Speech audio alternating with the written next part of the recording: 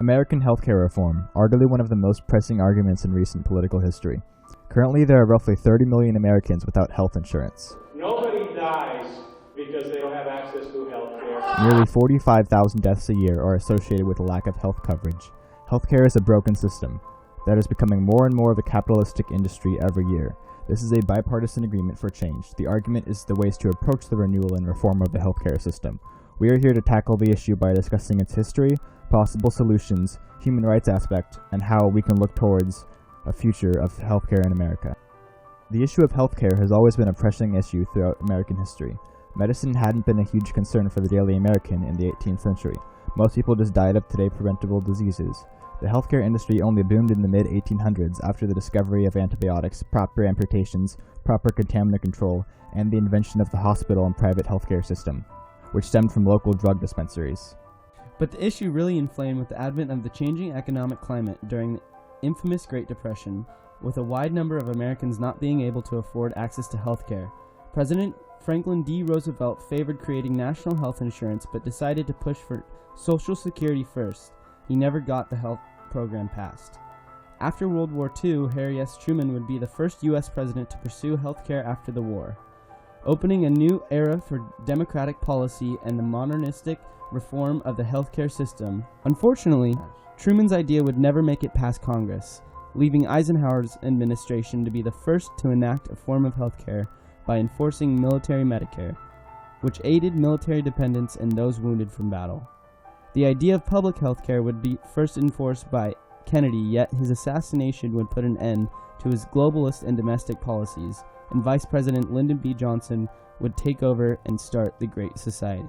Johnson would continue to fight the war against poverty and de jure and de facto segregation.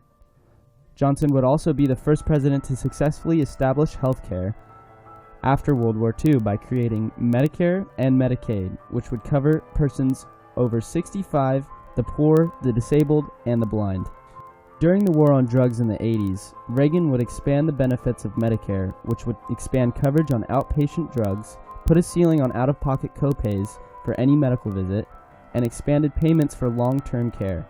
After Reagan's administration, millions of Americans would be covered with health insurance, and only small minor changes would be made for later administrations.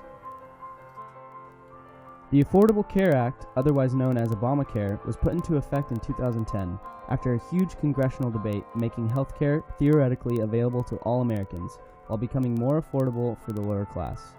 The controversial aspect of the ACA is that because it is making healthcare free/affordable for the lower class, it is also taxing the healthcare providers and the wealthier class Americans. Which is the reason as to why many wealthy Republicans and businessmen are so against Obamacare. Yet many people support it because of the common belief that healthcare should be a universal right for every human. But in the US, the average trip to the ER without medical insurance costs up to $1,200. Or, for instance, the cost to mend a broken foot is $16,000, and the cost for cancer treatment rounds up to $30,000 or higher. With health insurance, all of these medical excursions are covered with the exception of small copays made to the hospital. Article 25 of the United Nations Universal Declaration of Human Rights, written in 1948, states that everyone has the right to a standard of living adequate for the health and well-being of him or herself and of his or her family, including food, clothing, housing, medical care, and necessary social services. The UN document from 1948 still stands in UN policy today. However, the US over these past decades has not been faring too well under the international spectrum for their views on healthcare. Most of the world's developed nations have universal healthcare, and these are the top 10 countries based on GDP, with their correlation to healthcare. The US has none. This graph disproves the notion that a single-payer healthcare system would harm the US economy. In another 2014 study, out of 11 developed nations, the US healthcare system was found to be the most expensive and worst performing in terms of health access, efficiency, and equity. The US is arguably the farthest behind of the developed nations in the 21st century. Bipartisan reform is needed. While single-payer healthcare is usually associated with socialism and the Democratic Party, one prominent Fox News columnist, Charles Cromther, is that how you say it? We'll guarantee you this. within a few years there won't even be an argument about whether or not government has an obligation to ensure that everybody gets health coverage. There is no doubt that the U.S. has a serious problem with healthcare, or a lack of a proper single-payer system that is evident in so many other developed nations today. Therefore, we must act, either by joining organizations like Medicare for All or Justice Democrats, or writing to your local congressman and demanding the need for universal healthcare. Thank you.